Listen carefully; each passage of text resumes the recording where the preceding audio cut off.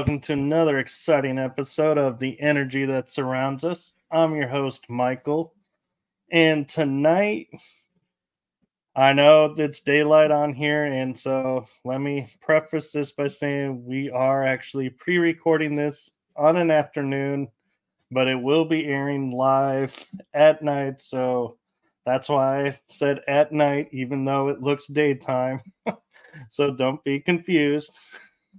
But with that being said, I am so excited to be bringing you all this episode. And we were talking backstage, and we're like, this is 2 years in the making, this episode. So you guys are in for a huge treat because I am so happy to introduce my guest who I was on his show, and that's how we met 2 years ago and have been great friends since. So here's my pleasure and my honor to introduce you all to the one, the only podcast extraordinaire, Terry Crozier. Hey, what's up, everybody? Hey, how's everybody doing? I'm doing great. Welcome to the show. Hey, and special Mike, welcome having me on the show, man. I appreciate it, man. Let's do this thing. Let's have some fun. Let's educate. Yes, and what's really funny is we both were talking about the episode, and Terry goes to me and says, man, when I did your episode, I was such a greenhorn as a host. And I was like, really? I thought you were like, had a lot of episodes underneath you. And I said, I was a greenhorn as a guest. And he was like, really? So we both were laughing over how we both thought we were more experienced than we were. So obviously did really well. Yes, I mean, it was that, and I think that night, dude, it set the foundation for how I wanted my podcast to be, and I've stuck to it. That foundation, and I have not left it. And I'm just going to continue building on it and see where it takes me, man. I mean, I'm just a small guy in a small town in a big world. You know what I'm saying? And it's just one of those things where I was sitting, and I'm going to be honest with you guys, and I was sitting on the toilet, and I'm like, well, hell, dude, there's no podcasters. Nobody's out there. At the time, Mike, I really didn't know anything about podcasting because I really didn't watch any of the YouTube channels about paranormal podcasting and all that stuff. So I'm sitting there, I'm like, man, how can I bring knowledge to the world? And I'm like, well, Terry, why not become a podcaster? And it hit me, man. I started spending a lot of money on equipment and laptops and stuff, trying to find the right fit on how I really want to do this. But in the meantime, I'm out there investigating to the world, and trying to get my foot ground on that area also. But I'm like, do I have this? Is this the right way that I really want to do it? And, ever since I talked to you, I've had that foundation and I've stuck with that foundation. And I don't think I will ever leave that foundation. So, hey, thanks to you for helping me become the podcaster that I want to be. Well, I feel like turnabout is fair play. So thank you for that. And I have to be honest, Terry, being on your show, I think was the most I've laughed during an interview and had so much fun that I was like, if these are what interviews are like, this is what I want to do. These are the ones I want to do. And so I was looking, and I've done over 30 interviews, and the ones that stick in my mind the most are the ones like yours, where we just sit back, have fun. And I gotta admit, I think that kind of rubbed off on me too, and so I try to do that in my shows and make them light and get the information across and serious when need to be, but also, leave room for the laughter. You know, who says that you can't educate and have a good time all at the same time? Uh, when Modern education system. Yeah, but I'm not with. Hey, I'm old school, and I believe when teachers are in my era was teaching us, they uh they made it interesting. They did. You know, it was it was an education thing to, you know, to make kids think and to make them wonder and to make them laugh, because when you're educating someone, it don't always have to be serious, you know, and that's what keeps the kids' attentions going, unlike today. You know, everything's iPhone and iPads and everything. You know, they're taking the fun out of education, and that's the way I like to do it, man. I mean, every time I have a podcast or I invite someone, I keep it interesting. I keep it laughing. And the great thing about it, Mike, I keep them guessing, because my podcast is a podcast that definitely make you think. I'm not going to ask you all the questions that you've been asking for years. I mean, at some point as a podcaster, you got to think outside the box. Just like you're a paranormal investigator, you got to think outside the box. You know, you can't keep asking the same questions because there's too many questions out there that needs to be answered that we've yet to ask, and there's questions out there that yet to be answered. So, it's just one of those things, man, that you got to keep your guests laughing, you got to keep them Yeah. wondering, and you got to, and you got to educate, whether it's back and forth, that's just me. I mean, And on that note, I had a guest on that I had to reschedule due to a family emergency. And when I had him back on and we rescheduled and everything, we were talking and, sharing, the usual information about paranormal stuff and everything. And something in my mind clicked and said, wait a minute, you know, where's the fun? I guess is what was in my mind. And so I've somehow got onto and I go, so I have a question for you. I guarantee you've never been asked. And he laughed and he's like, oh, I've been asked everything. Hit me with it. And I said to him, so do you prefer cake or pie? And he sat there and was like, he does a double take and he goes, my God, you're right. I have never been asked that. And I have to actually think about that. Oh man. And I was like, and so yeah, there are shows where I'll randomly like throw out something like that, and it's like I don't know where it comes from, but it's like apparently it's perfect for the moment because even like you were laughing.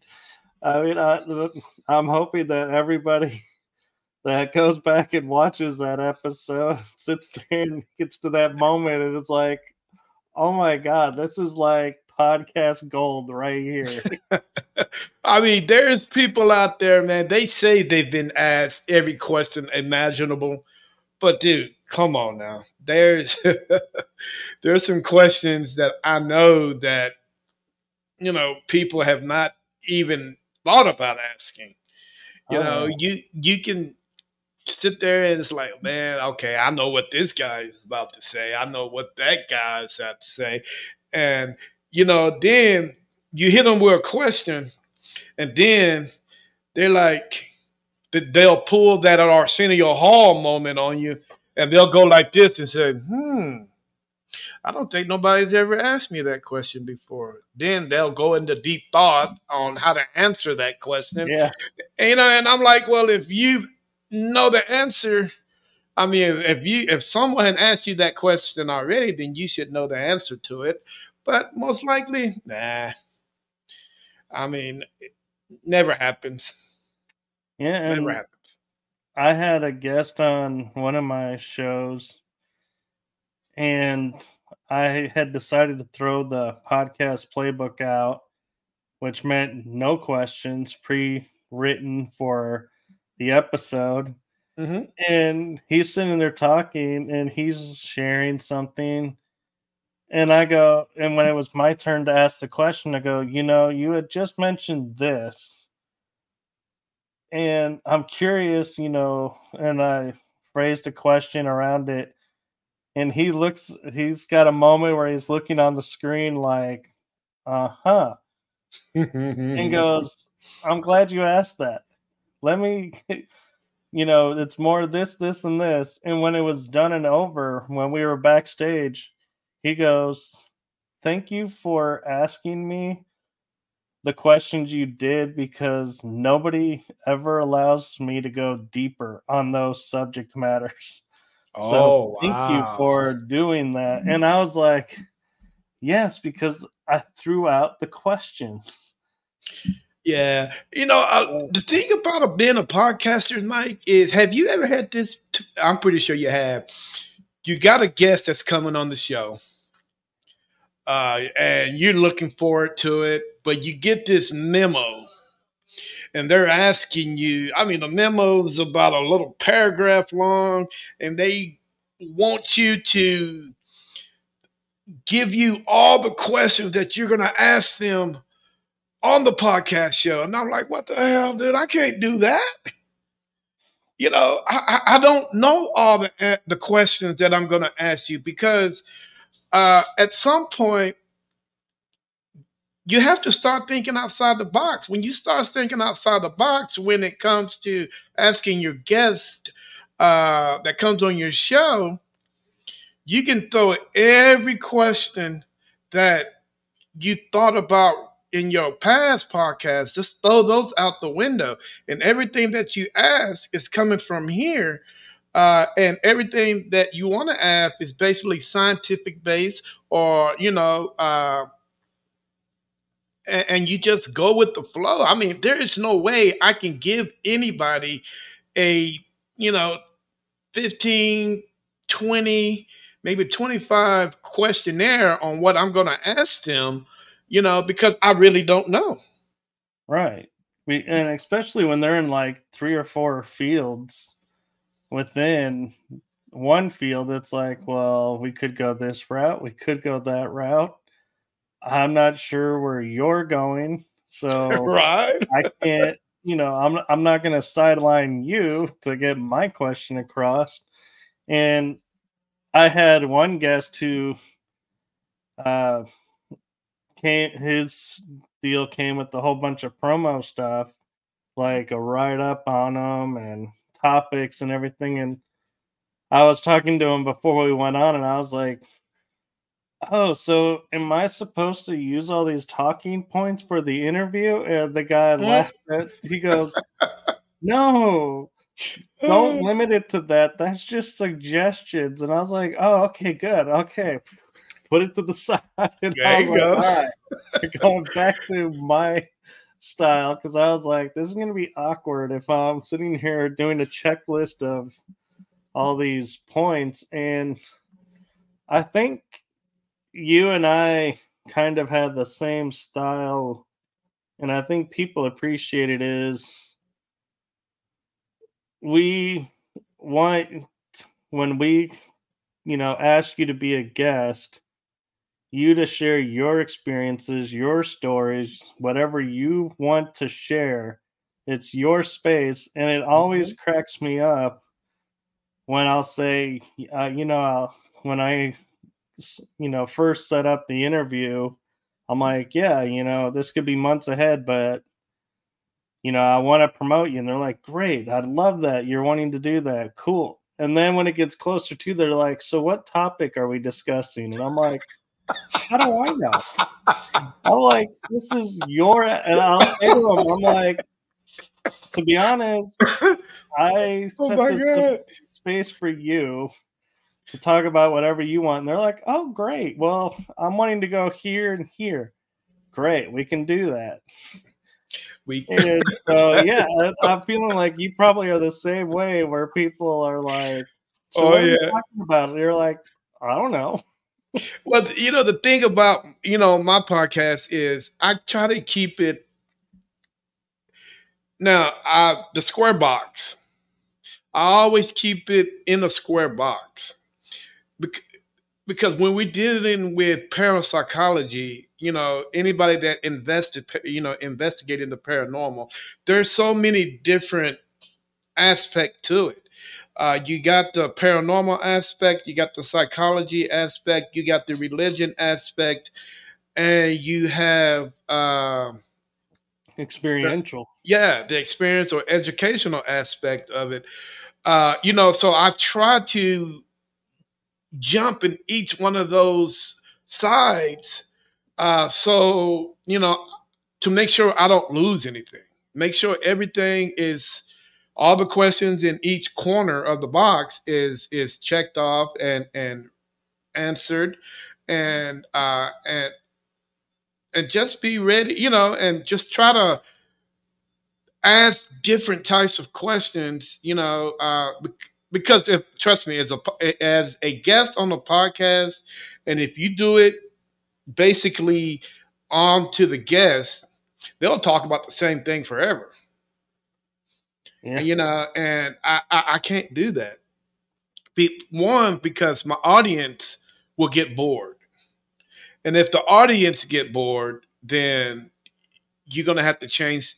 Not well, you did have to tweak some things while you're sitting there talking to the individual. Sometimes I let the guest take the show. What they're about, what they're doing, how they're doing it, and so on and so on. But at some point, you got to take control of the podcast, and then you just got to start hitting each corner. And that's where you're able to understand on what this on God bucket, on what this understand on what this paranormal team, where they're heading, where they're going, where they've been. You kind of have an idea on their identity, and you be able to figure things out for them, educate them on some things that they're not, hipped on when it comes to paranormal investigation. How they investigate, why they investigate, and so on and so on. The scientific aspect of investigations, the parapsychology of it. You want to be able to hit all those within the certain time limit that you're on the podcast. If not, the podcast, like you say, you just be answering the same old questions over and over again. And at that point, nobody's learning. Your guest or quiet because they see that, well, this person is talking about the same old. It's no fun. There's no Right. laughter into that. And I think you and I probably would agree, though, there is a difference between podcast hosts and regular conversation people. Is when we get a guest who is like, you ask them a question like, what is this topic that you're about? And they spend like 15 minutes on it. You're like, this is podcast gold because I don't have to sit here and think about this, and this. They got everyone captivated explaining Right? this. And then it's like you get great questions out of that. And it's like everyone's like, they did so much, your guest did so much talking. You hardly got a word in. And I'm like, I smile. I'm like, those are the best episodes ever. Yeah. It's like I'm on vacation. Yeah, I actually had a guy that came. He was in New Jersey, and what's so weird about him? And what's so cool about him? I'm not gonna say weird because they do things outside the box, as far as their scientific methods when they investigate. Um this guy had a degree in science, something else. The team was called United Scientific, dude, and they were heavily funded by I can't think of the name of that university. And dude, he had everything on point on what he wanted to talk about. Mike, I'm kidding, dude. I literally sat back and just listen, watch this guy talk, educate. Man, I thought, hey, he'd be a good moderator for somebody because this guy was bam, bam, bam, bam, bam, bam, bam. And I'm like, wow. I think the whole time I think the podcast lasted like an hour and 20 minutes. Hell, I probably asked 3 questions the whole damn time he was talking. Yeah.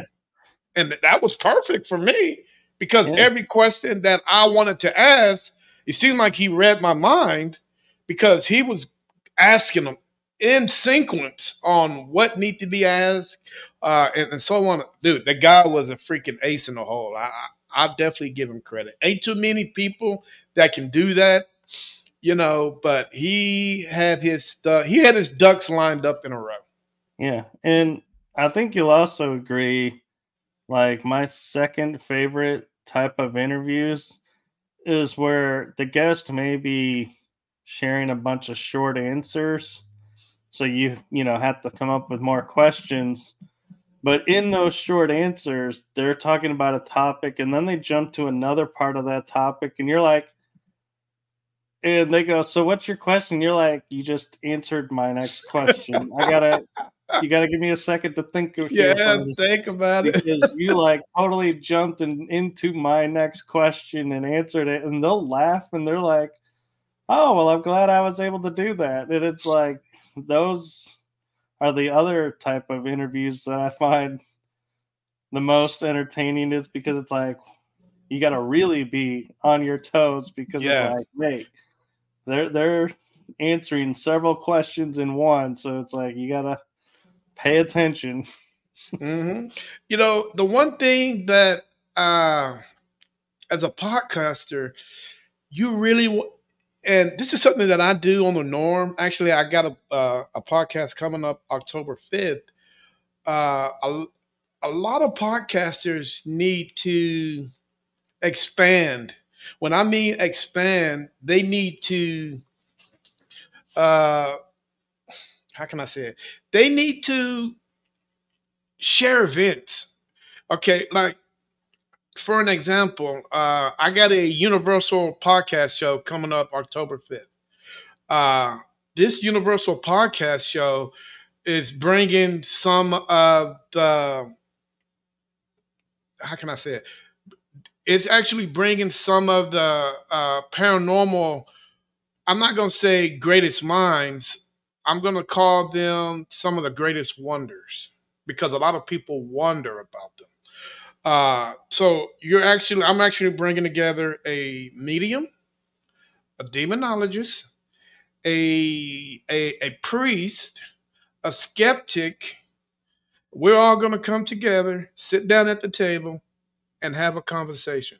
Now, can you imagine a podcast like that and how explosive it has its potential?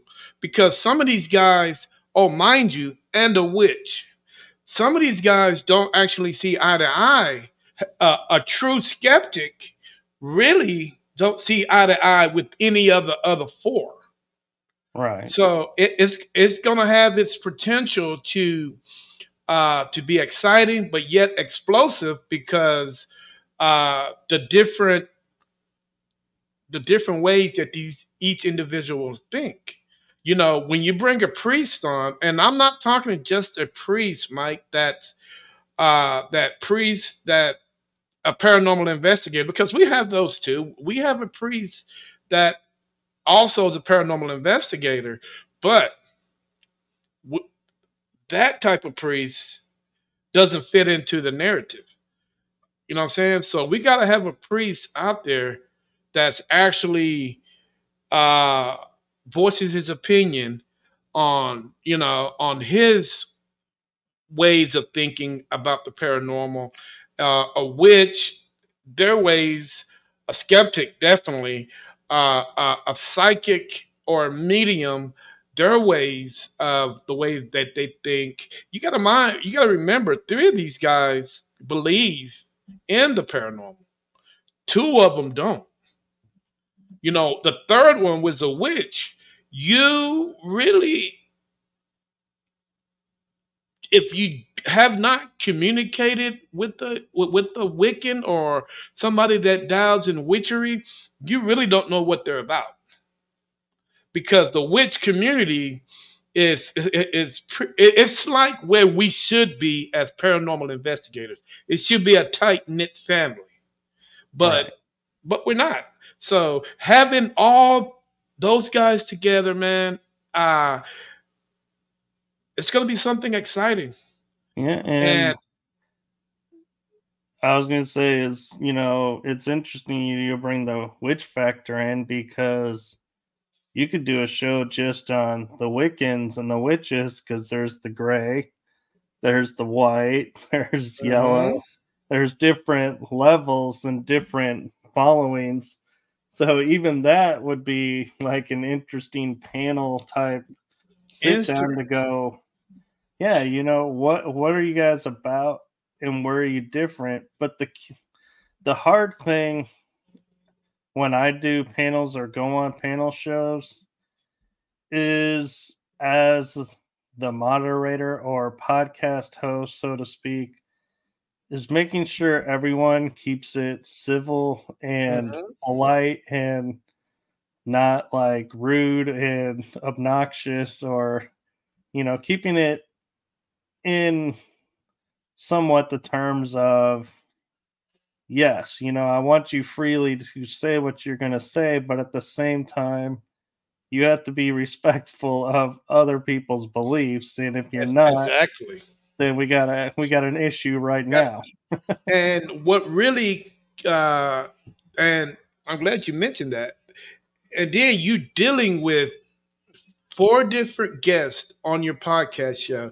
You have to share the love with everybody, because, mind you, the way that the StreamYard and other platforms are set up, each one of these teams can add their members to the show. So not only are you dealing with your guest, you have to deal with each one of the other individuals' guests that are asking specific questions, and you got to keep them happy and and entertained. So it definitely takes on a big responsibility when you're able to have something that big, and something, it's not really complex, but you just got to be mindful on certain things that you have to vision on, because if you pay more attention to one or the other, it's going to get boring for the guest on that particular platform that's representing that particular individual. So man, it might not seem like a lot, but dude, it is. Trust me, you go to bed scratching. You see, I ain't got no hair on my head. you know, I used to do this when I first did this, Mike. I did the Texas Four Corners podcast show. I did that every 3 months. So paranormal investigators from each corner of our state can come on the platform, represent their area, and get a chance to get their name. They get notarized, and all that stuff. And I actually was giving gifts away on that platform. But the craziest thing is, and I'm gonna tell you just how twisted, para unity can be. As much as I preach it, and much as I would like to have, para unity, uh, there is, if there's an upside to it, there's a downside to it. But I come to find out is teams were getting mad because, from different regions, you know, you got teams in Houston. Well, if you come on the show and put your name in the box, you get a chance to represent the East Texas.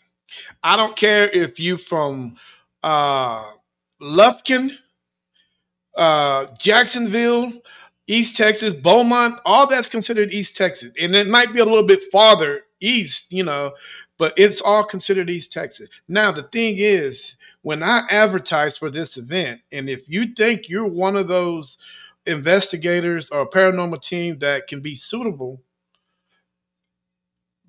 put your name in the box, come on the pod show, and put your name in the drawing. Now, just because you don't do that, you can't get mad at the other teams. It's your fault you didn't put your name in the drawing. Right. You can't get mad at the other team that got selected and representing you and your area. Hell, you're going to get in a fight with these guys because you didn't do what you needed to do. You know what I'm saying? And it's kind of funny that you put Houston in East because I would put it in the South. Oh man, yeah. Golf. So well, the thing with I would, when we talk South Texas, man, I'm talking RGV, Laredo, all those things that are south, just a little bit north of Mexico. Now, when I said East Texas, anything past anything just a little bit. Oh man, give me a town. Tyler. No, well, Tyler. Yeah, well, Tyler. Well, I'm talking about like southeast. There's got to be a town right there. Nacogdoches. No. Port Arthur. Well, yeah, that's deep east. But I'm talking about southeast. It's got to be a cutoff. I mean, I'm sorry, I'm saying southeast. I'm talking about northeast, if I'm right. Anything east of, well, hell, I don't know. I'm trying to figure this out, dude. Texas is, there's got to be a point off anyway. Yeah. But I try to put all those teams together. And mind you, Houston is what? The third biggest city in the country? Yeah. So you're not going to get every team. But if I'm advertising on 50 different Facebook groups in East Texas, and you get the opportunity to see the advertising for the event, and for some weird reason you don't do the reach out and contact and try to get on the podcast, there's nobody's fault. Yeah. So why are you trying to come after this other team that name got drawn and they got the opportunity to represent their city and East Texas? Don't threaten people just because you didn't do what you needed to do. Yeah. And that's one of the reasons why I quit doing that. Because I was getting to a point to where, okay, dude, at this point, it's not that serious. People don't have to threaten other people, in order for you guys. It's not that serious being on the show. There's other shows like this, so it doesn't have to be that serious. Right. And one of the things that was funny is when I first started, I was, I had a symbol of para-unity on my background, and everybody would look, and some of the guests would be like, "You're about para-unity?" "Yeah." "Oh, okay." And finally I said to one of the guests said to me, why do you keep talking about para-unity, because that has such a low integrity to it? And I said, well, then I'm going to use my light and my integrity to maybe take that dim lit para-unity marker out there and take and rub a little bit of that grime off and, bring some luster back to it. And there you go. People were like, that was so cool how you answered that. And I was like, yeah, because I acknowledge, there is bad connotation to it, but we can move beyond it. We can rise above it. Yeah, I mean, if you look at it, Mike, there's bad connotations in every profession. Yeah. If you see, and the one thing about it is because we don't delve in it more than most people, uh, you know, cryptozoologists. I'm pretty sure there's bad connotations in that. There's Oh yeah. competitions and every level of science. Who's to say that a an archaeologist doesn't have their moments? Who's to say that other people, ufologists don't have their moments? Dude, I was at the Lone Star Paracon last year, and I got attacked by a uh, what is those people? A Newfound lady, and Oh I'm yeah. like, what the hell is this about? I Mike, I'm doing what everybody else is doing. I got my camera out. I'm recording the whole activity that's going on. And so I walked around and she's, oh, don't put that in my face. I like, what are you afraid of? I'm doing what everybody else is doing. Now, I don't know if she just came at me for that specific reason, but I'm like, no, I'm not going to put my camera down because you want me to. You are with a well known organization nationwide.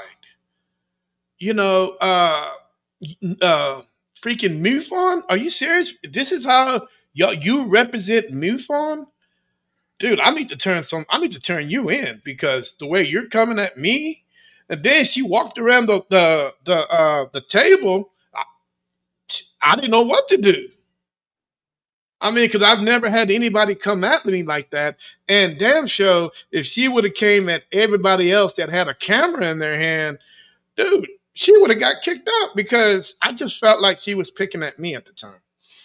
Yeah. And so I know there's just not, para unity. I know there's other kind of stuff that's going on in different organizations and different things that are going on in the world.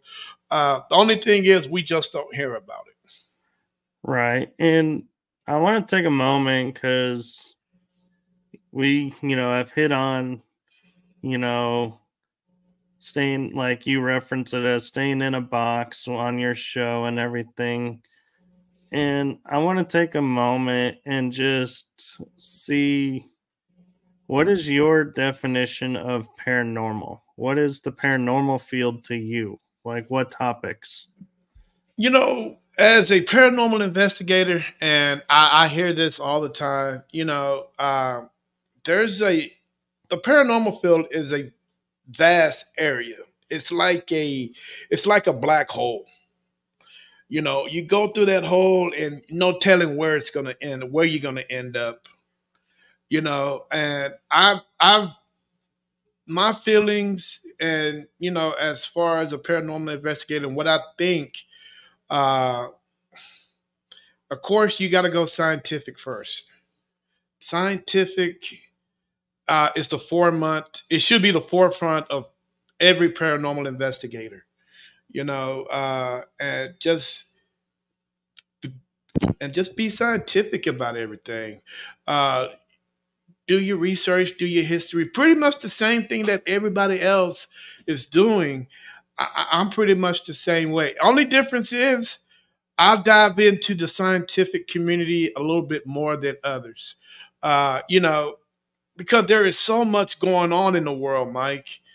And at what point will the scientific community uh, will be able to all of us just come together and be able to figure out that one big question: is there anything out there? And that's how I view it. My investigations philosophy might be a little bit unorthodox compared to others. My devices might be a little bit unusual to others, but it always comes back to the scientific aspect of an investigation. And I appreciate that. And for me, my awakening moment was last year. I was doing articles for an online newsletter, and I could write any topics I wanted.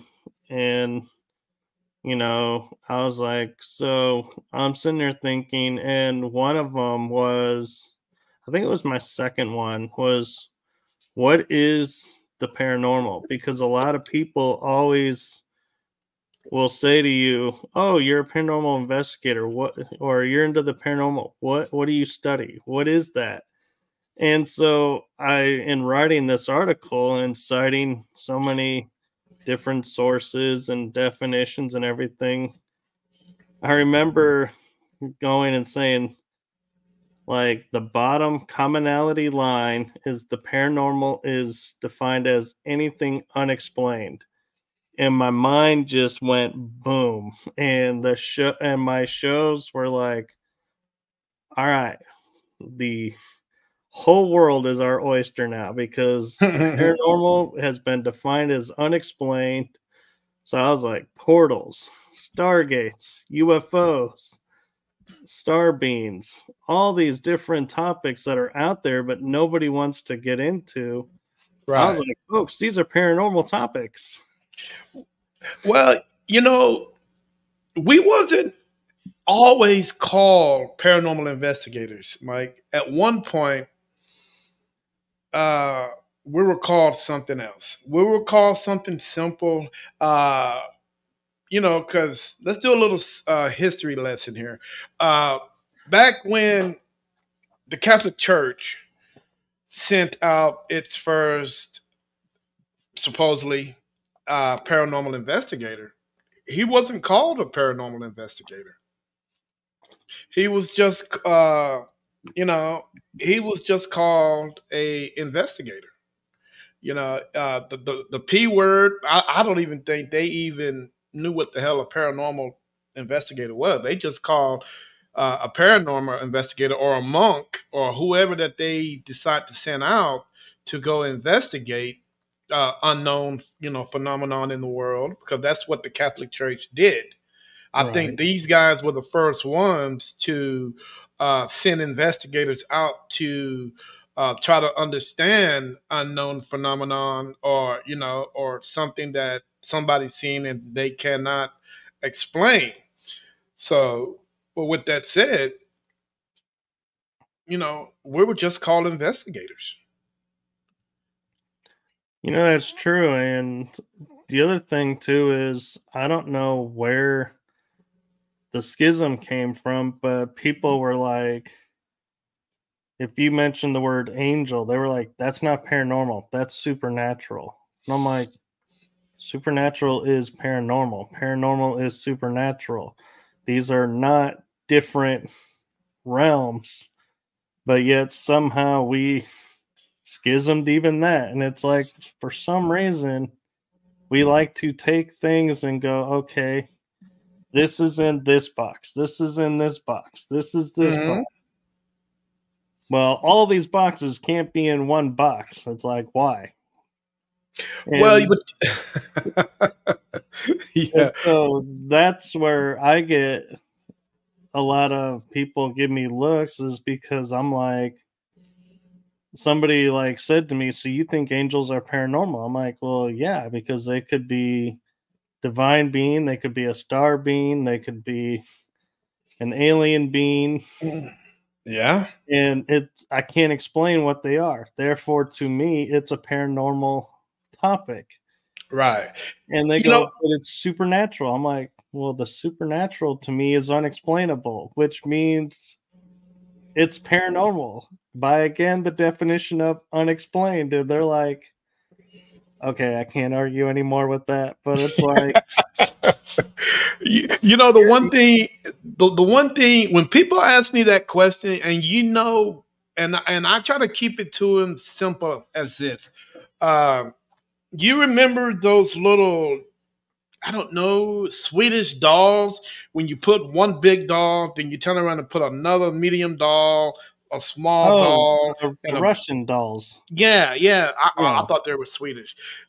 I try to compare the paranormal field like that. You got one big doll, and everything else fits into it, all the way down to the bottom to the smallest doll. And it can't get no simplified than that. Right. You know, you got different types of uh, you know, things that are going on, different types of names, like you were saying, but it all fits in one big doll. Would you agree?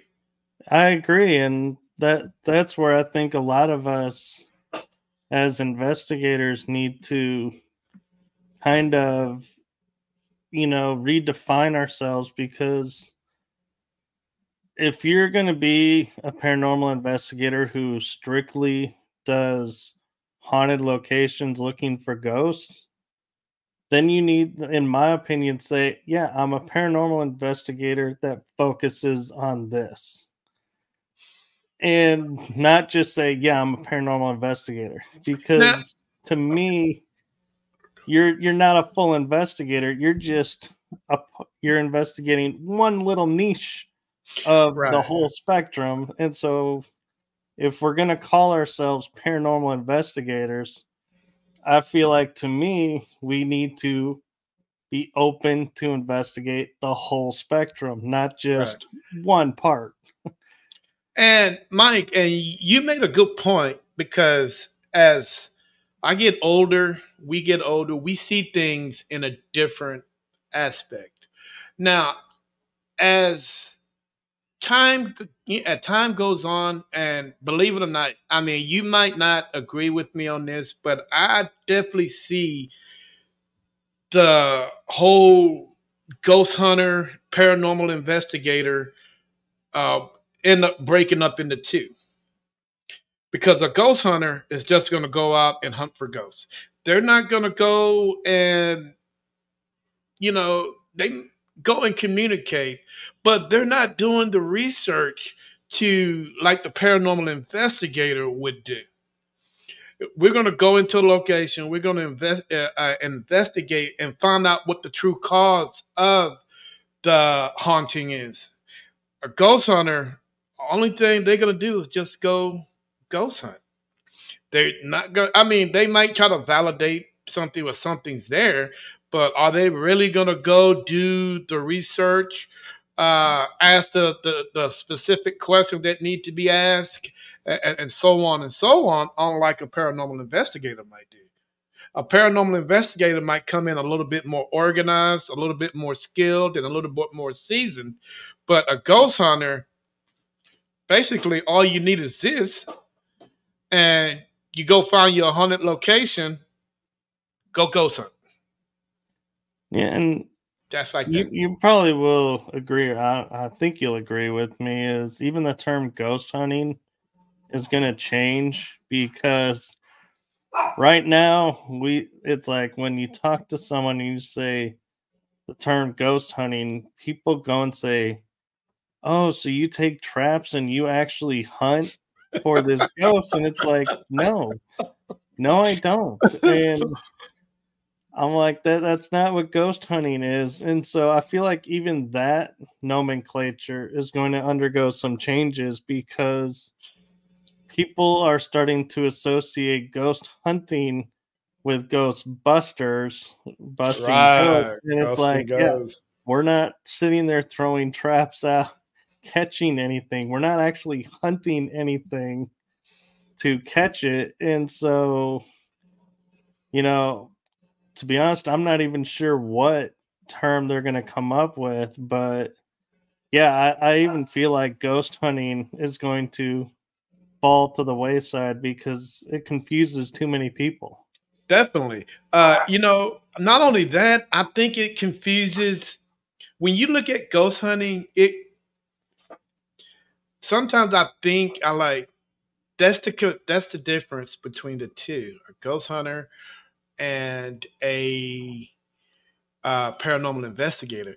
Let's say, for an example, you're sitting up at a store You see this priest come into the door, and he comes in, and you got your little things, your outfit, and you about to go on a vacation. You got all your logos. You ready to go.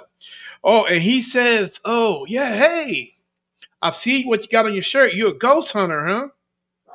I can almost guarantee you, his reaction is going to be a little bit different than, for an example, you have paranormal investigator on your shirt. Right. He might look at it as a profession, that what you're doing, compared to just going out to the graveyard and ghost hunting. So at some point, and I'll be honest with you, Mike. You might think, yeah, I'm about to open up a debate here with you. It's going to get to a point where you can put urban explorers and ghost hunters into the same category. You can put them together and say, hey, you guys are not the same, but you guys are a step or two away from being the same type of individuals compared to a paranormal investigators. Because what a urban explorer does and what a ghost hunter does is pretty much the same thing. I actually do classify them as the same thing. Because for that very reason, a ghost hunter goes into a location, tries to get evidence of the ghost just being there, a door moving or a sound, and then they leave. That's it. They're like, so yes, this place is haunted. Well, one, they didn't do any, in my opinion, they don't do anything to, I'm trying to think of the word, where we try to prove what happened, like, or disprove what happened. They don't do, can't think of that word, but they don't undergo the process of, can I replicate? Can I, can they make that sound again? Was it a fluke sound?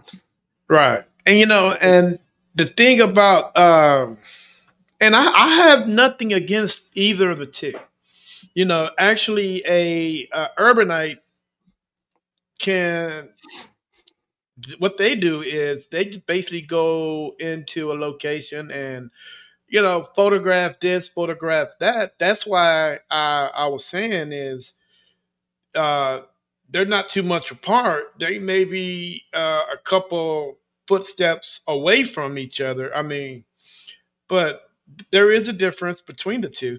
So a urbanite goes in and does whatever he does, and he might not try to capture a ghost intentionally. But he does go into certain locations and do what they do, and ghost ghost hunters, they do the same thing. And mind you, the reason why people use ghost hunters is because of what is going on in Hollywood. Right. When ghost hunters did the ghost hunters, next thing you know, everybody's using the word ghost hunters. If you guys actually want to be professionals, like you say you are, or that you want to be, let's use the word investigator, investigations, something to that term compared to ghost hunters. Because if you're a ghost hunter, that's what you're going to be labeled as. And, some people don't like that terminology. Some people might, think that, well, these guys are ghost hunters, man. They go in locations, cause raise hell, and so on and so on.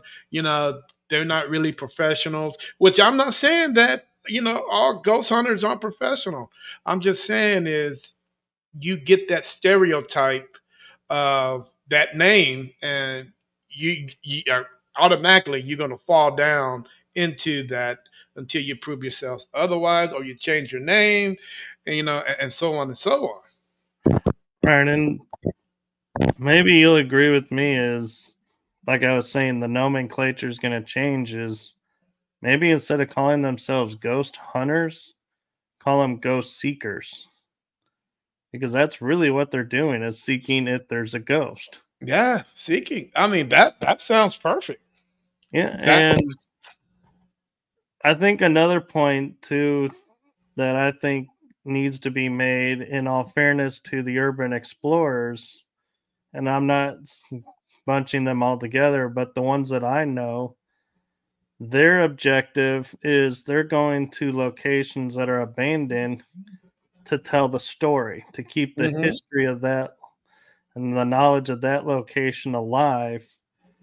And so that is an important deal that I feel like needs to be done, but it needs to be done right.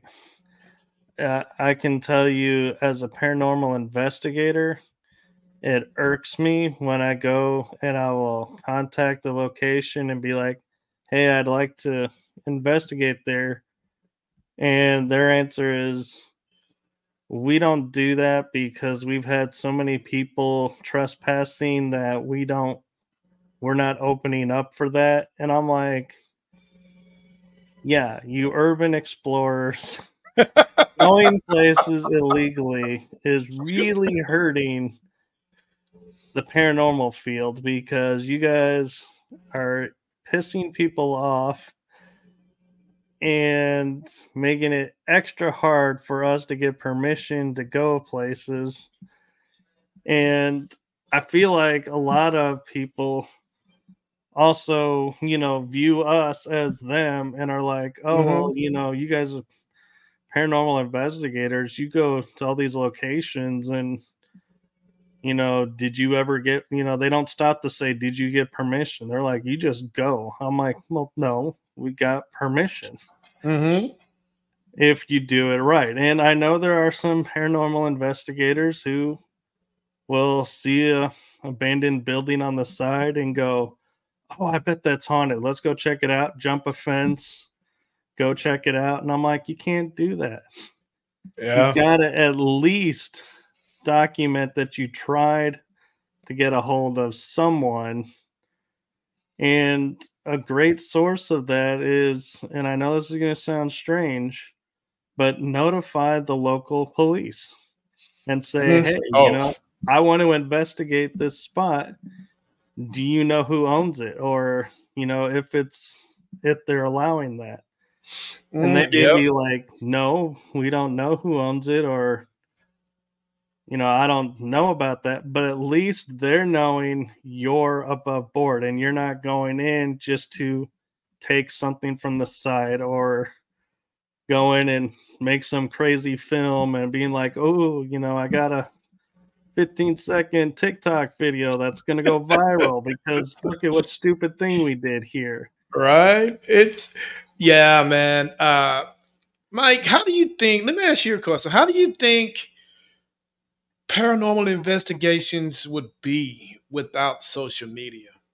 I mean, social media has been around since, man, I remember late 90s when I first went to 7-Eleven and I got my AOL disc and I was able to log on to my computer with the disc and get online. But now, dude, I mean, could paranormal investigators survive doing what we do without social media? I feel like we could and we would, and it would probably be more validating because we would be sitting there presenting our evidence and our, video investigation of what we witnessed and what happened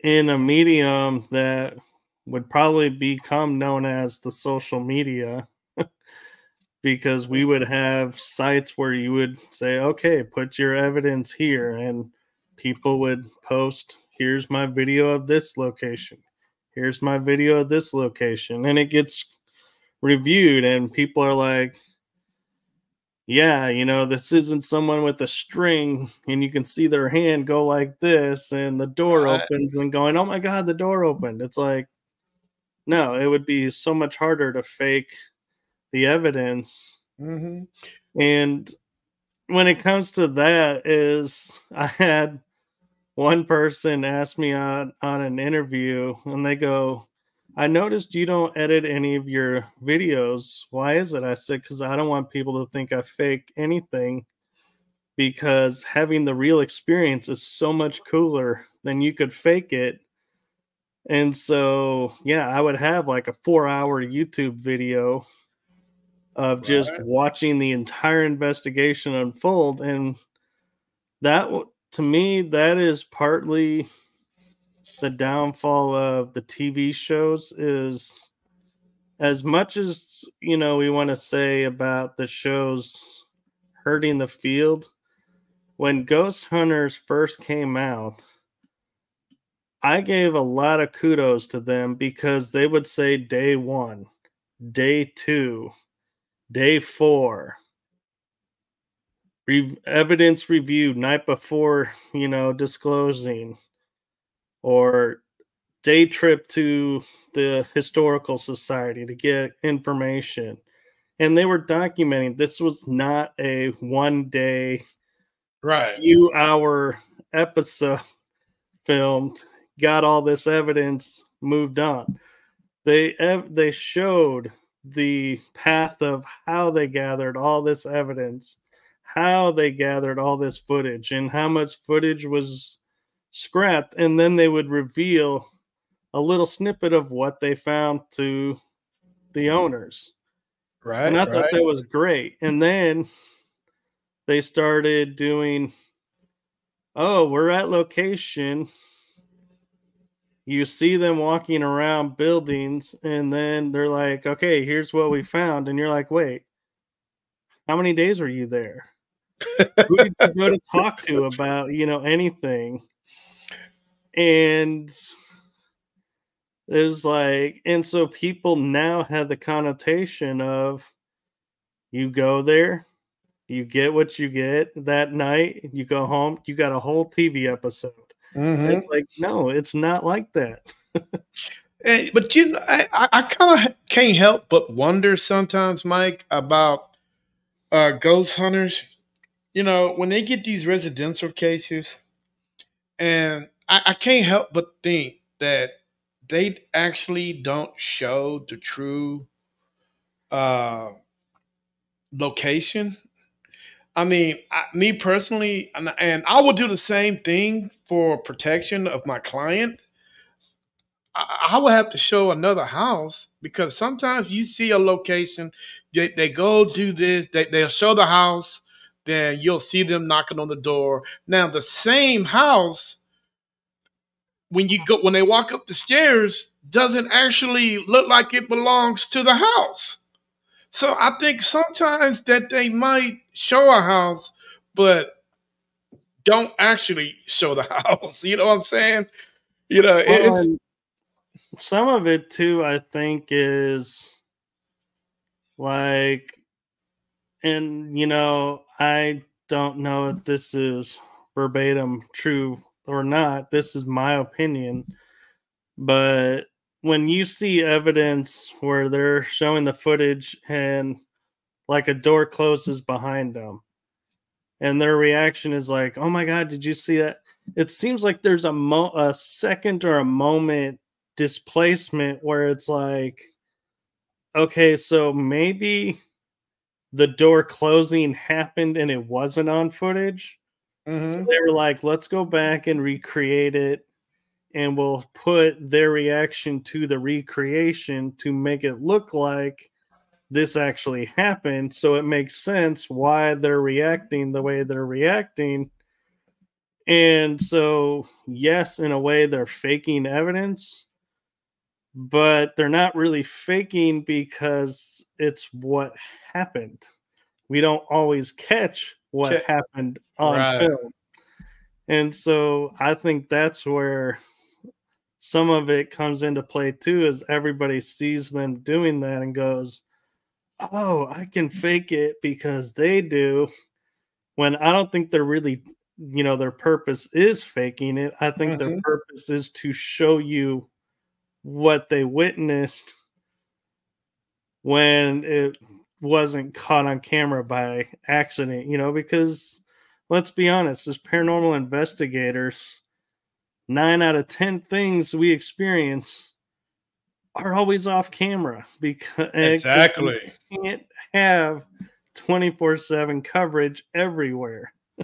The biggest concerns, and I'm going to be honest with you, when I saw the St. Augustine episode, that was my biggest concern about ghost hunters. And they're, at that point, I think they were, fighting for ratings and views.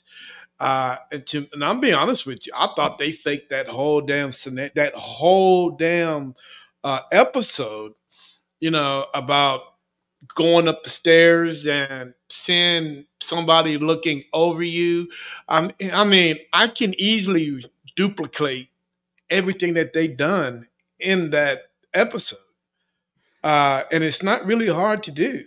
Yeah. So, for them, and what's so crazy about it, I don't even think that they ever went back to that location. I'm not sure if they did. I don't think they did. So it was a pretty much one and done on that. And Well, and if I'm not mistaken, wasn't that episode like shortly before the Ghost Hunters show split and went off air for like a season or two? And uh, I feel like that's because a lot of them were getting tired of the same old, routine. We're doing this, we're doing that. And I feel like there was a rub that came up between Grant and the other host. His name escapes me right now. But they, the two alphas, don't always get along. And one wanted to go one way, another wanted to go another way. And what was interesting is when they decided to come back after being gone for a while, you had Ghost Nation and then you had Ghost Hunters. And Grant was with the Ghost Hunters, and the show was doing, like, I felt like actual investigations again and going through with the new team, starting from scratch, what got them famous from the get go. Well, Grant ends up walking away from it and they do a season by themselves. And then they're like, no, we're done. We did this. And Ghost Nation disappears and Taps comes back as Ghost Hunters return. And it's like they pick up the mantle of the show and take and go. But to me, it's interesting how they had different shows doing different things, even though they were technically the same group.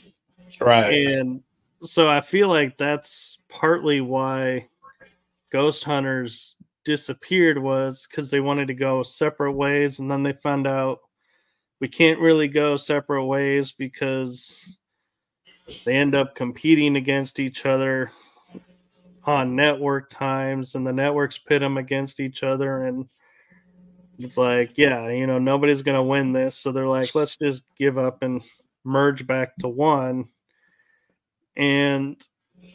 But what was interesting is I noticed with the new squad versus the original squad, Mm-hmm. there was far less of the quote, oh my God, did you hear that? Or did you see that? Like the dramatic expressions Right. coming through. It wasn't that much fear factor. It wasn't that much. They didn't put that much fear factor into it. You Yeah. know, that make you, oh, you see that and make your hair raises up on your arms. It wasn't none of that at all. And I guess that's why I saw myself drawn to that particular show than the other one that was out there. And dude, But to me, the one show that I give a lot of credence to, and I'm sorry is not on the air because I felt like, as much as dramatic as it was for entertainment purposes, it was a really interesting theory and experiment, and that it was they're known as Project Fear now, but Fear, what was it? Destination Fear. that's that fair. Dakota and his friends and his Mm-hmm. sister. And the reason why I say this is because on one episode, Dakota goes, "If there's a spirit in here, can you make a noise?" It makes a noise. They all run out of the building. And then he's like, "Yeah, we need to go back in." And they go back in, and Dakota says, "Spirit, I have to apologize to you. We asked you for a sound. You gave it to us. We apologize. We ran out. Could you do it again?" To me, that put them on a level above all the rest because they owned how they, reacted. Mm-hmm. Just like anybody else probably would have reacted, but they acknowledged, hey, we asked, you delivered. We're the ones who screwed up by running out. Yeah, Not that you. spirit. That spirit is probably where in the hell y'all going? What was the Yeah. you had? I got you. Now is that the TV show that Josh Gates produced? No, I think no, Josh Gates is Expedition X. Expedition X. Okay. And his show, I think Josh is kind of, turned more of the paranormal to the entertainment as than he used to be. Because on his show, Destination Truth, he'd be in the thick of it, doing experiments, explaining why he's doing the experiments. Jaleel was with him. They would be bouncing off each other, different ideas of what they could be doing or why. And then you see Expedition X, and it's like, this is just like Expedition Unknown. Mm-hmm. Yeah. It's the same thing.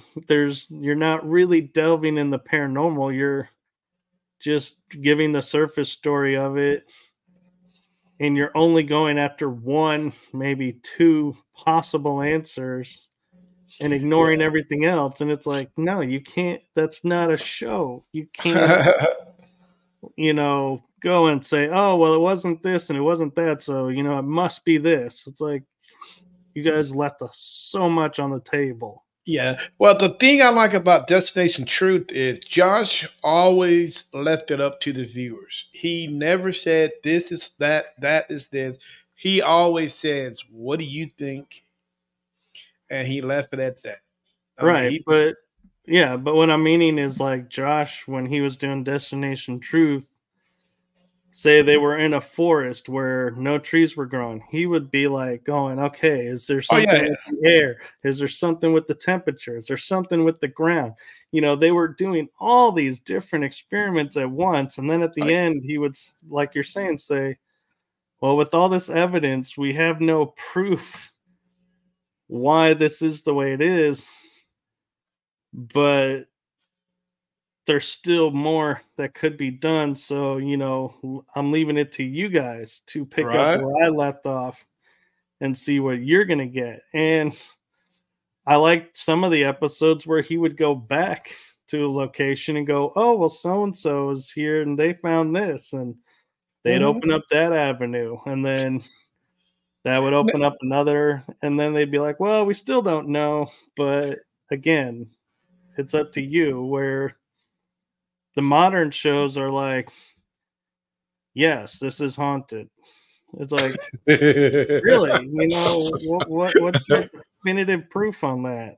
Right. Now, I do believe Josh was probably one of the first paranormal investigators to go to the island of haunted dolls.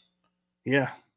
I think he was the first one to go there because I've never even heard of it until he went Well, there. technically, he was the first to go on TV, but he wasn't the first there because little known fact is, in order to get permission to film his episode there, he had to get permission from Zach Baggins. He Oh, owns really? the Island of the Dolls in Interesting. Mexico. So you had to get permission from him to film and do an episode. So I'm sure Zach investigated it, and that's why he, it had something happen, and that's why he bought it and now pretty much owns it. That's what I heard. And, I don't have a bill of sale to prove that he owns the island, but the source that told me, has no reason to lie. Right, right, And right. so I'm like, until I, get proof otherwise, I, believe my I'm, source, and I I'm don't just like state definitively Zach owns it. I say this is what I heard. okay. So it's like, if he doesn't, I'm not saying he does. I'm just explaining where I heard and my take on it. And so don't like come at me and being like, you said Zach owns this, and no, he doesn't. I'm like, I didn't Hey, say I had proof he owned it. I said I right, theorize he owns it. right, right, right. Mike, let me ask you. I got two questions I would like to ask you. The first question is: Should be should paranormal teams have bylaws in their organizations?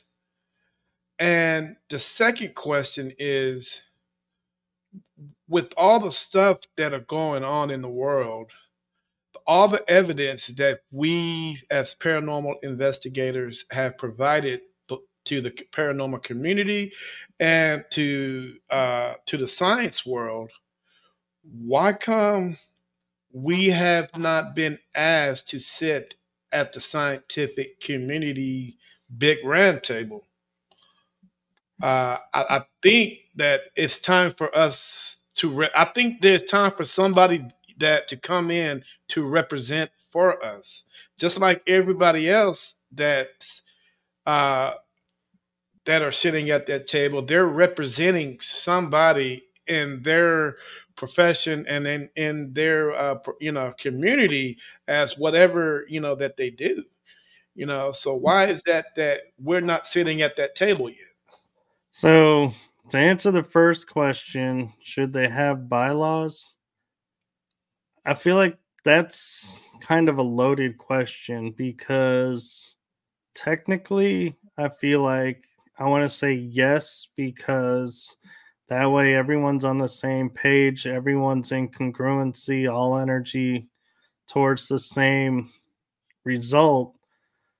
But I don't agree with, you know, if the bylaw states like, because you're a part of this team, we own your evidence because you did it as this team.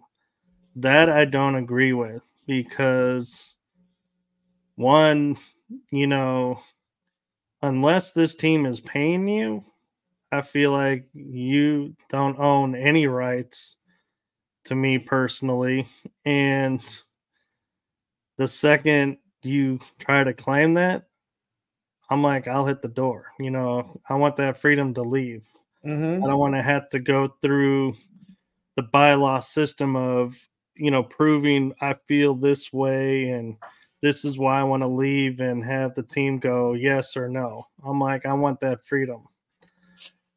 But I feel like there though there though there does need to be guidelines that everyone follows. Like, I'm not going to go on an investigation and cause drama, or unnecessarily, or I'm not going to claim something happened that never happened.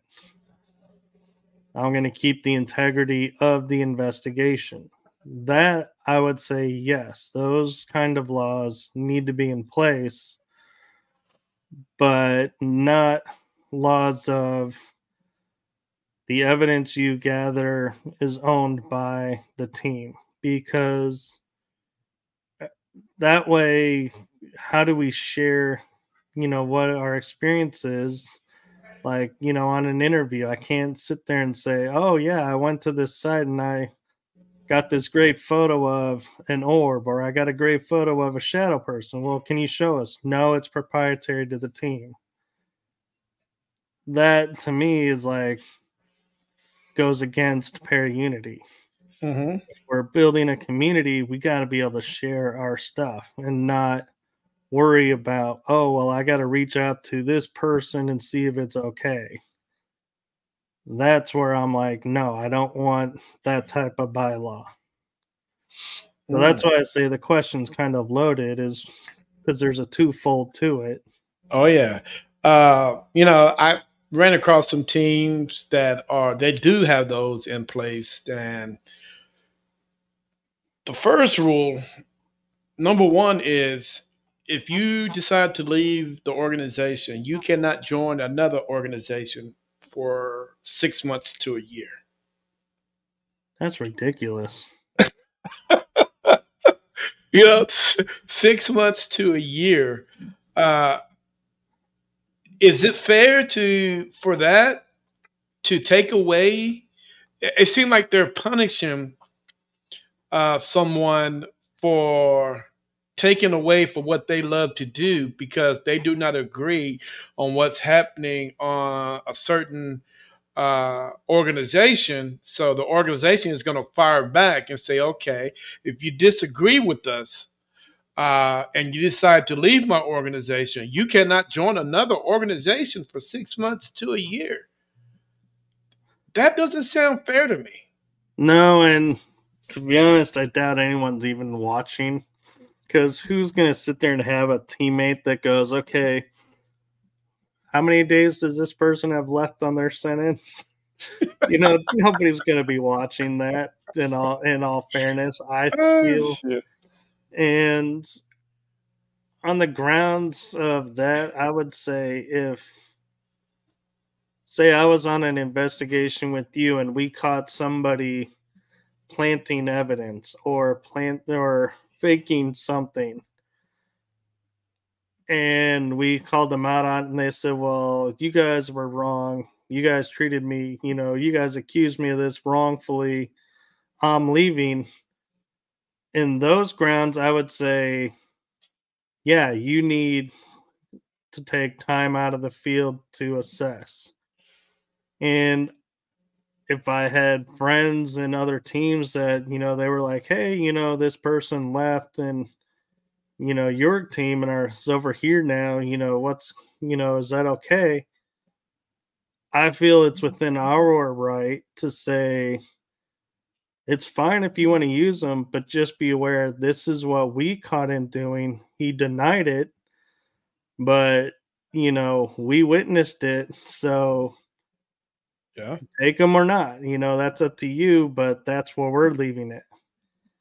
And, that way, but when I hear people are like, go, oh, so-and-so did this and here's the evidence of it, we screenshotted it and we saved all of this, I'm like, really, people? That's a little bit extreme of kind of like almost borderline petty, like you're creating drama within drama that doesn't need to be there. I mean, right. If somebody caused an issue, you got rid of them, you stated this is why you got rid of them, that's all that needs to be said, in my opinion.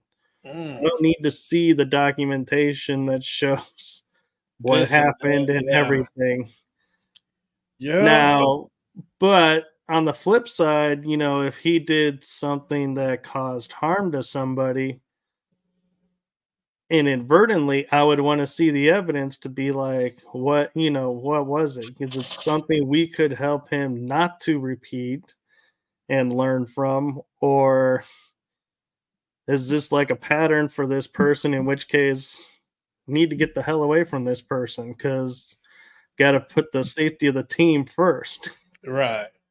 And so those grounds evidence, I think, is warranted. But if it's a conversation, I don't feel like conversations need to be screenshotted and shared around, because I know from my experience, and you probably, Terry, are the same way, what I'm thinking and saying doesn't always translate on what I'm typing. Right. Like, I could be really upset about something and typing, yeah, I'm okay. And you're like, okay, he's okay. I'm not really okay, but Exactly. you're seeing I'm okay. So you go, okay, move on. Right. And so written context can be taken out of context. Like, you could say, like, you could be in a bad mood and type, man, I wish this person disappeared. And somebody screenshots that and something happens to that person. They're like, hey, you wished that. And you're like, I was in a bad mood. I didn't wish them harm. That was not my intention. Right. I regretted writing that. And you see, later on, I apologized for it, but you don't show that on your screenshot. And it's like, yeah, so you're purposefully making this to look like this. And so, yeah, but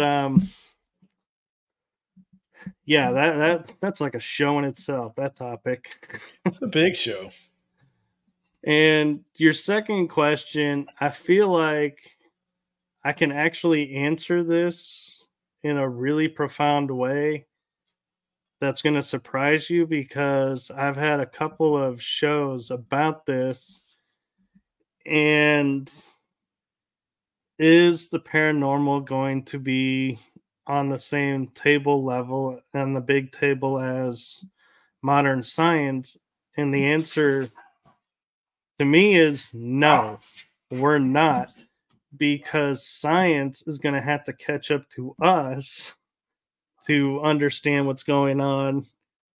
And so we're going to be the table that they're coming to. And what that looks like is, like, I had a guest last night who's starting a learning program where he's taking the people in the science field and putting people in the spiritual field and mixing the two, and saying, if we're going to evolve and grow to our full potential, we have to blend the science and the spiritual into one, in which case, when we reach that level of awareness, he coined the phrase of the example, as a podcast host, I could be interviewing someone on the screen who's on the other side. Interesting. And so I'm like, wow, that'd be really great and that'd be cool. But I don't feel like we can get there if we join the science table, because the science table is so ruled in its ways that we lose the biggest part of what's the paranormal to join that table. And so that's why I say they'd actually come to ours, because the spiritual table of the paranormal side already is walking in the science field. We blend the two using the equipment we use, using the techniques that we use. So they're going to be coming to us, in my opinion, to say, how do we do this? How do you blend the, say, hypothesis theorem in the paranormal? And it's like, well, you got to get yourself out of the box that says this is the way science works and go, okay, Now we got to take ourselves out of the box that says this is how a paranormal has to be done Mm. and look at how can both work together. And I feel like the paranormal field, as messed up and drama filled right now, is actually, I have been witnessing undergoing that change already. I've seen a lot of investigators who were kind of being all high and mighty in the field now turning around and saying, hey, I'm glad I took a break. I needed to take a break. Now that I've refreshed, I want to go and approach the paranormal this way. And it's like they're becoming more community oriented. They're not the I've done this 30 years, this is how it's done method anymore. And others who have been asking this and talking about this, the community rebuilding and glorifying, are being heard more, and more people are gravitating in and saying, yeah, we're going a more community based.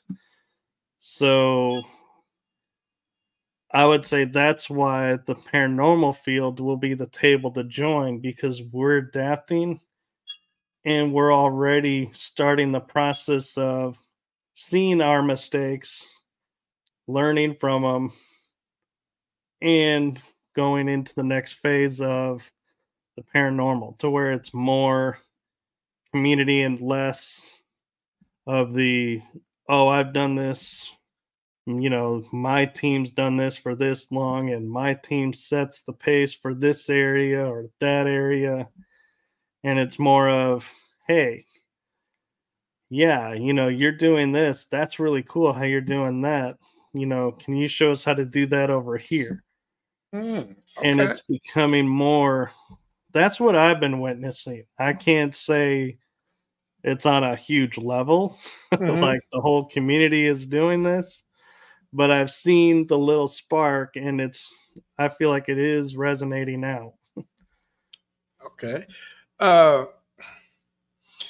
as me and you get older, and I don't know how long I'm gonna be a paranormal investigator, but I do know there are some that are the future paranormal investigators. They're already here.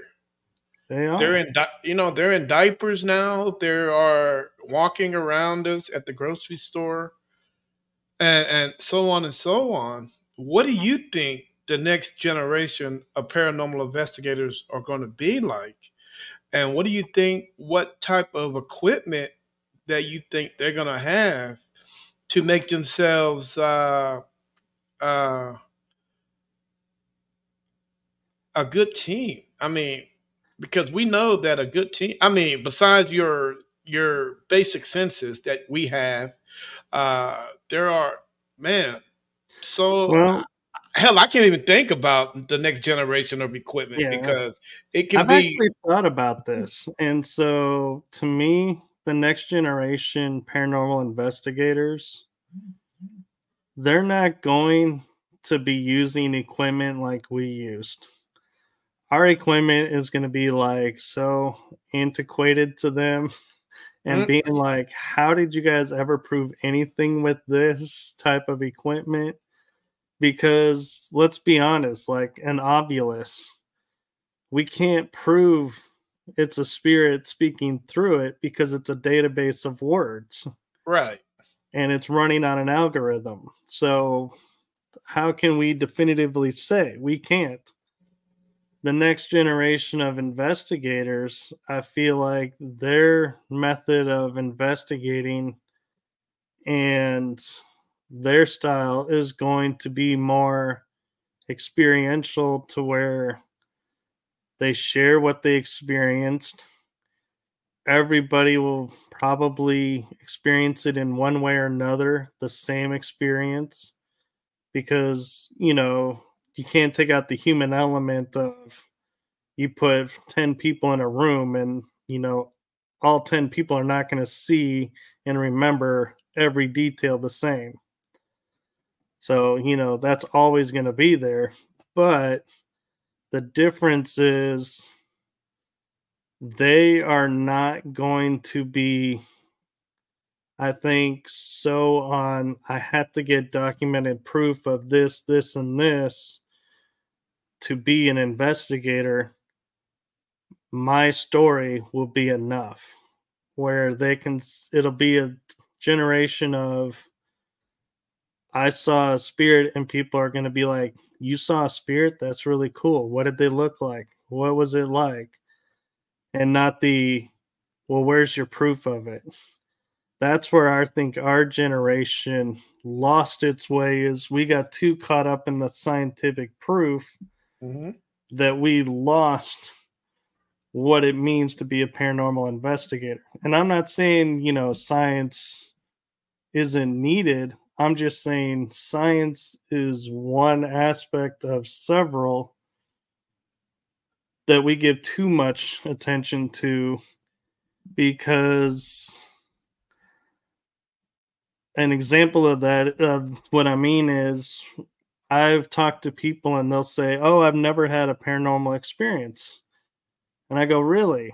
And they're like, yeah, I guess there's something wrong with me. I go, well, what makes you think you never had a paranormal experience? Well, I've never experienced this or that. And I go, well, have you ever smelled like a scent of a flower when there's no flowers around? Or have you smelled like cherry tobacco when there's nobody smoking around you? Well, yeah, that's a paranormal experience. Deja What do you vu. mean that's a paranormal experience? Oh my God, I had a paranormal experience. So that's where I say their generation is going to be different from ours, is they're going to be more open to it.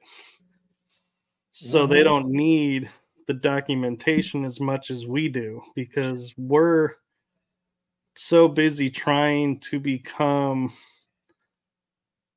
accepted as a mainstream science that people are not giving some evidence credit towards stuff, and everybody's all, nope, that's not true evidence. Or there's too much bickering between how do we prove the validity of the field, instead of let's better the field. Right. Wow, that's okay.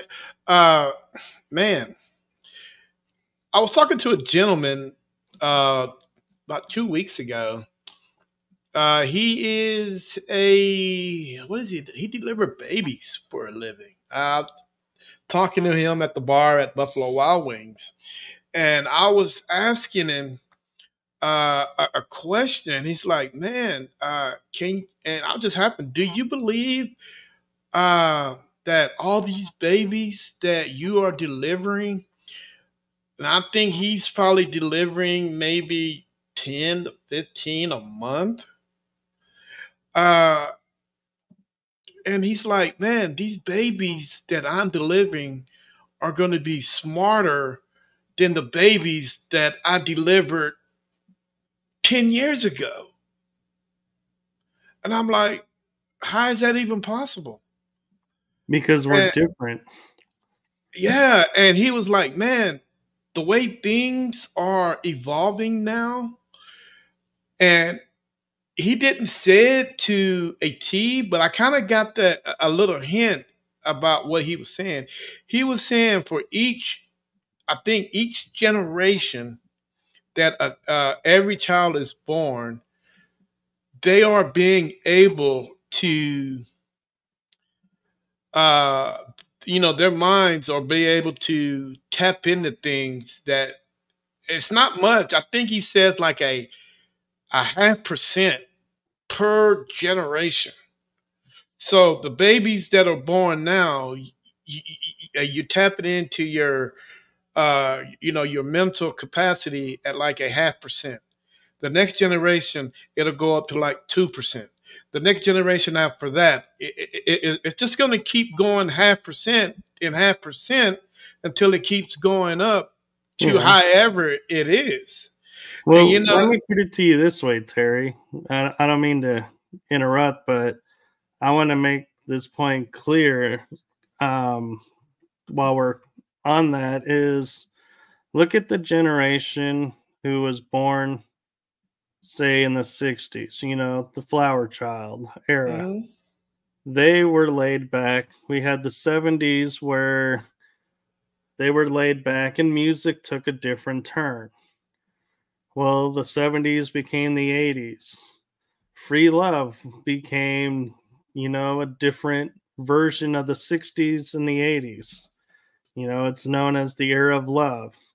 Well, then there was the 90s where we had cell phones becoming more prevalent versus pagers. And we're the generation that had the pagers is like, how does this phone work? There's no cords. But the Right. generation of the cell phone said, you flip it open, you dial, you're done. That's all there is to it. You just got to make sure it's charged all the time. Then the next generation, we had iPads and little iPods of music. And we're like, how does this work? And their generation is you just plug it in, download, go. And then you had the laptop generation. And then there's you see, and so every generation where you look at music and technology changes, that generation knows how to use it. Where the prior generation is stuck looking at it and going, I don't get it, let alone two generations back that's looking at like a computer and going, how is this little device allowing me to talk to a person on this screen that's not there? They can't fathom that. But the generation that's now, it's like, well, my screen doesn't do that. Oh, well, you got to go click this button. You got to go into this setting and boom, it's done. I mean, look at your family. I'm sure your kids have fixed many of things for you and made it look Oh super yeah. easy. And you're like, how did you know this? Super easy.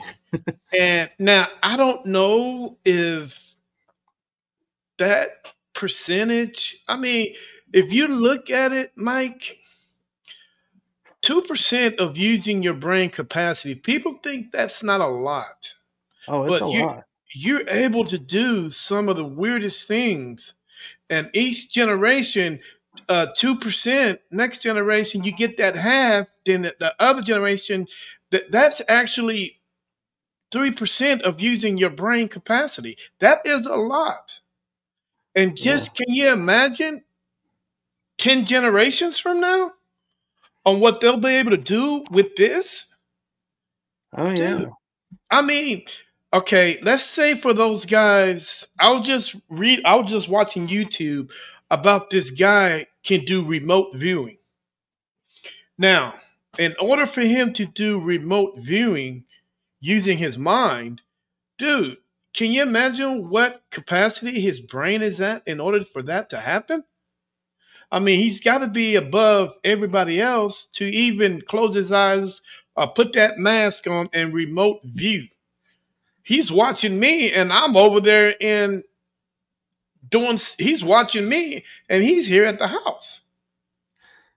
The thing about remote viewing is, yes, it's amazing that they can see things at a distance, but there's no reason like you and I can't remote view. The only difference is I don't practice and I don't, purposefully look to an area and go, what do I see? Write it down or draw what I'm seeing, and practice and doing it. So to me, it seems harder and more impossible. Whereas the person who's, you know, this is their field and so to speak, or their hobby, their interest in it. So they're spending the time practicing it, learning it. And going, yeah, I can close my eyes for 2 minutes and I can draw you a picture of this place that's 2,000 miles away, and you can put it next to the place and it looks almost identical. Well, yeah, that's a really cool skill that he's developed, but it's also because he was open to it and interested in it, to where, like, you and I, we're like, yeah, that's interesting, but I don't have the interest level to pursue it. So, yeah, I'm going to stay on the level of maybe I can do it, maybe not. Right? But it amazes me you can. And so, yeah, that's the thing we also have to look at, is a lot of these abilities or gifts or whatever you want to call them that people do, a lot of them are not, as like supernatural in skill level as it appears. Mhm. And we could all do it, but we choose not to, subconsciously or consciously. And so it creates this aura of, ooh, this person can do that. They're better and they're at a higher level than, but they're really not. And that's the amazing thing that I've had with a lot of my guests who are like really experts in their field. And I'm like, before going on a show, I'm always saying to them, I can't believe, you're actually coming on my show. This is like, I'm in like, oh my God mode. And they're like, just take a breath. You're no different than I am. We're all Right? just doing our own thing. And so, yeah. And that's the thing that I think we forget about, is because we're so used to the class system of, I'm here like Greenhorn. Mm-hmm. So and so has 3 seasons, so they're here. This person has 7 seasons, so they're here. When in reality, we're all here. Yep. No matter But our what. mind puts us below someone when we shouldn't. Great answer. Hey, that's a great answer there. Uh, man, it's this world, dude. Like we were talking earlier, man. I being here, it's bad enough, like you say, when the cell phone came on, dude, I felt so out of place.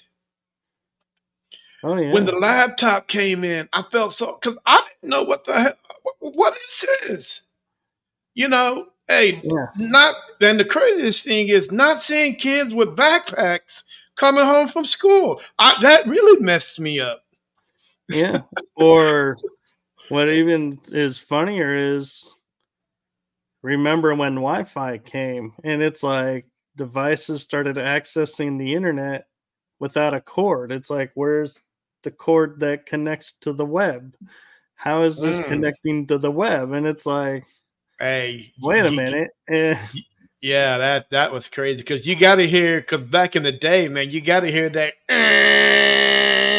Yeah. Oh, that drove me fucking crazy. And it was like, you could walk away, get a drink, and come back. And it was like, oh, we're finally connected. It's like, Finally, after 3.5 hours. but yeah. But Terry, we're actually at an hour and 50 minutes. Oh, that's great, dude. Great conversation, man. It was. We'll have to do this again. Hey, anytime, brother. Anytime.